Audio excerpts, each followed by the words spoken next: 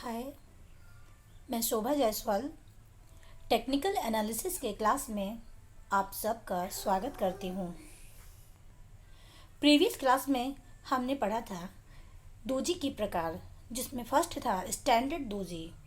Standard doji के बारे में पढ़ा था। सेकंड आज हमारा टॉपिक लॉन्ग लेग्ड दोजी है।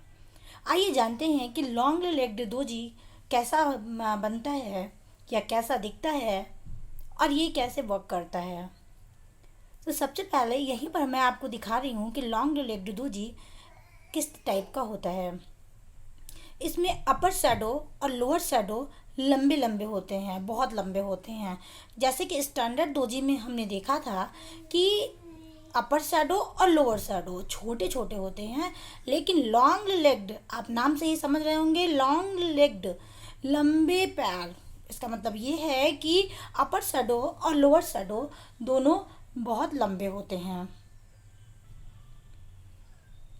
लॉन्ग लेग्ड दोजी बुलिश और बेरिश ट्रेडर के बीच हो रहे संघर्ष को दर्शाता है, क्योंकि अपर शैडो बुलिश ट्रेडर को और लोअर शैडो बेरिश ट्रेडर को की सफलता को दर्शाता है।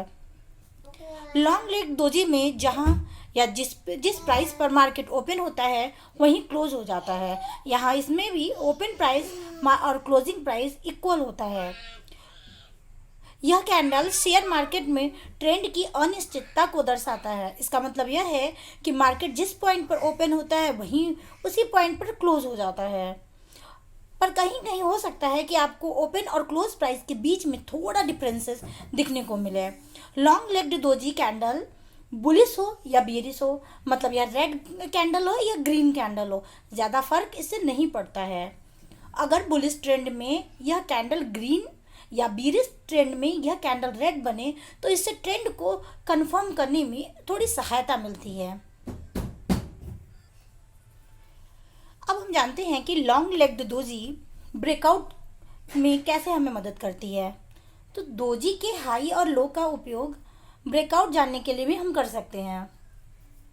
लॉन्ग लेग दोजी के हाई को अगर पार करके शेयर को बाई कर सकते हैं, या लॉन्ग लेग दोजी का अगर लो टूटे तो वहाँ पर हम बिकवाली कर सकते हैं। इसका मतलब साफ साफ इसका ये मतलब है कि जब भी लॉन्ग लेग्ड दोजी के सपोर्ट लेवल को अगर ब्रेकआउट करे तो वहाँ हमें बेचना चाहिए, और अगर लॉन्ग लेग्ड दोजी के रेसिस्टेंस को ब्रेकआउट करे तो वहाँ हमें खरीदना चाहिए, क्योंकि वहाँ से मार्केट में तेज़ी की संभावनाएं होती हैं। जैसा कि मैंने आपको अपने लास्ट क्लास में सपोर्ट और रेसिस्टेंस को बहुत ही डीपली पढ़ाया था। अगर आप लोगों में से किसी ने भी नहीं देखा हो तो उस क्लास को आप फिर से ज़रूर देखें। वहाँ सपोर्ट रेसिस्टेंस क्या होता है, और सपोर्ट ब्रेकआउट होने पर, रेसिस्टेंस ब्रेकआउट होने पर मार्केट बुलिश होगा या बेरिश होगा, ये भी मैंने बताया है। फिर भी मैं आपको यहाँ पर ये बताना चाहती हूँ कि लॉन्ग लेग्ड दोजी ये रेड या ग्रीन किसी भी तरह का हो सकता है, इसमें कोई फ़र्क तो नहीं पड़ता। और लॉन्ग लेग दोजी का जो लोअर यहाँ और ये लोअर लो पॉइंट होता है, ये सपोर्ट और ऊपर रेसिस्टेंस होता है।